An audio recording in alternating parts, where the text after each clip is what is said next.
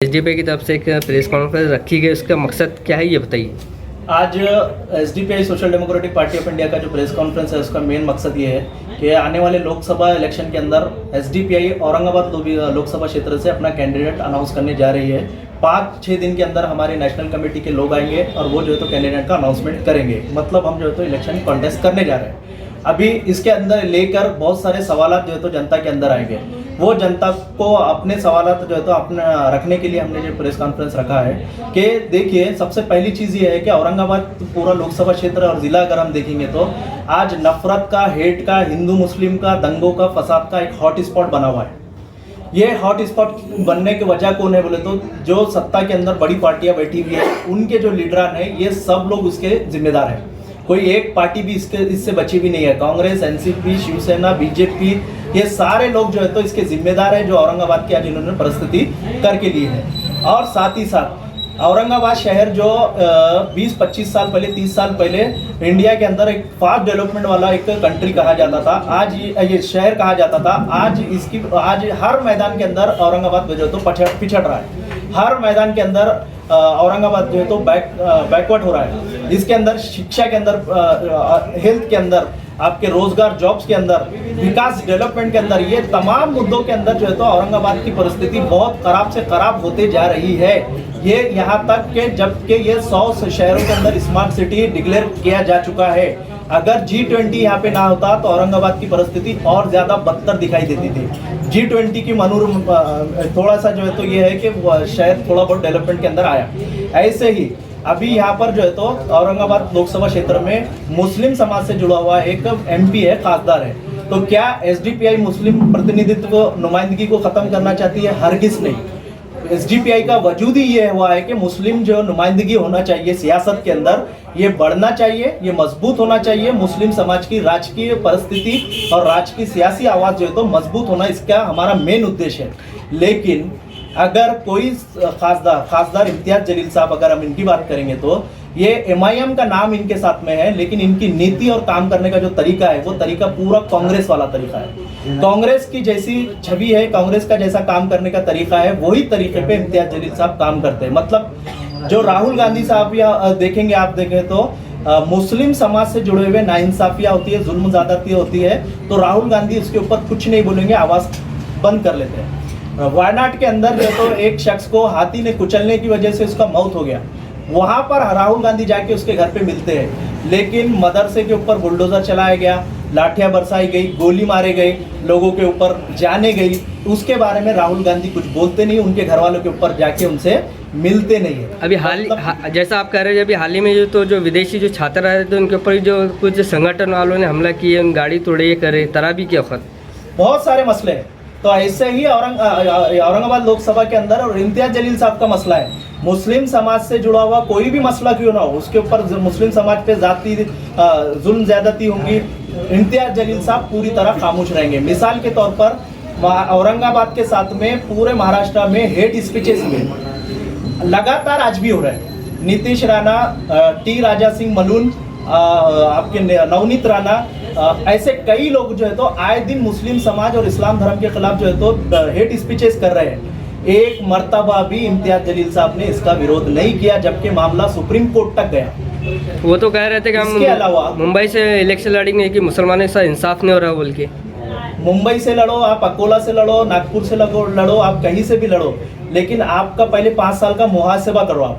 आप जो है तो AIMIM के स्टेट प्रेसिडेंट है। स्टेट प्रेसिडेंट का मतलब ये होता है कि पूरा महाराष्ट्र की जिम्मेदारी आपकी है। दूसरा, आप एक खासदार है, तो मीरा रोड के अंदर अगर नाइंसाफी हुई, जुल्म ज्यादती हुई, तो इंसाफ के वास्ते, आवाज बुलंद करने के वास्ते, स्टेट प्रेसिडेंट की हैसियत से आपने उठाने के वास्ते आपको क्या रुकावट थी? आप खासदार थे, क्यों नहीं बात कर सकते? असद अवीसी साहब हैदराबाद में बैठ के यूपी की बात कर सकते हैं, असद अवीसी साहब हैदराबाद में बैठ के गुजरात की बात कर सकते हैं, लेकिन औरंगाबाद में बैठ के इम्तियाज जलील साहब मीरा रोड के वास्ते नहीं बात कर सकते। सिर्फ मीरा रोड नहीं है, अहमदनगर के अंदर कई वाकयात है, नांदेड़ के अंदर कई वाकयात है, मालेगांव के अंदर कई वाकयात है, नागपुर के अंदर कई वाकयात है, सब के ऊपर सिर्फ खामोशी है। अच्छा सर, औरंगाबाद नामांतरण कर भी अचानक खामोश हो गए। क्यों अचानक खामोश हो गए?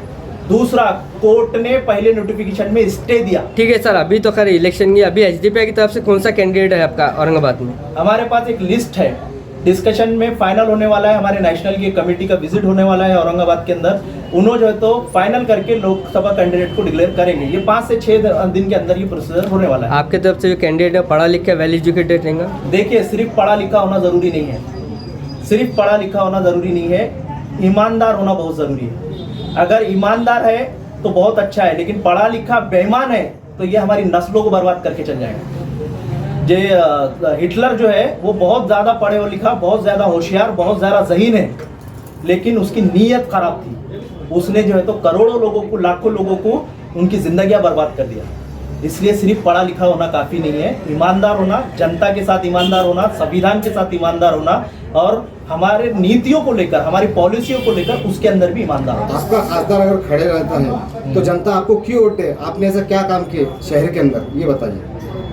औरंगाबाद के अंदर अगर पिछले 2 साल से अगर आप देखेंगे तो हर छोटे बड़े मुद्दे के अंदर एसडीपीआई का इंटरफेयर है। कटकट गेट का मामला हो, अभी जो है तो कॉरपोरेशन का जो डेवलपमेंट प्लान है उसके अंदर मामला हो, या किराड़पुरे का दंगा हो, शाहगंज राजा बाजार का दंगा हो, डेवलपमेंट के इशू हो, आपके गुंडेवारी का जो मामला आया था वो गुंडेवारी का मामला हो, कोरोना के अंदर खिदमत के अंदर हो, ऐसे बड़े बड़े खिदमत जो है तो लगातार एसडीपीआई की है।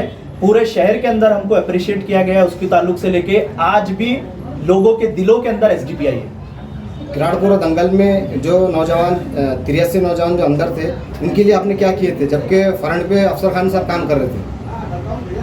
कोई भी राजनीतिक पार्टी का, राजनीतिक लीडर का सबसे पहला काम होता है कि वो इंसाफ की आवाज बुलंद करे।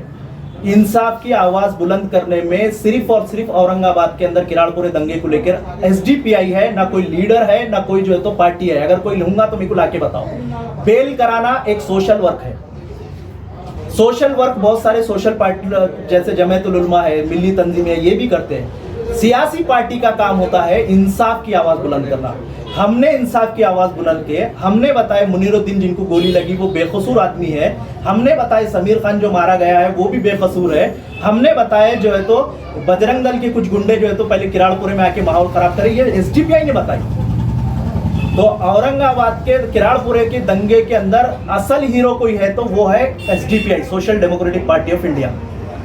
सर आप देख रहे हैं कि जैसे नेशनल और इंटरनेशनल मीडिया पे जो है इलेक्ट्रल बॉन्ड का बहुत बड़ा स्कैम चल रहा है, क्या कहेंगे इसके ऊपर?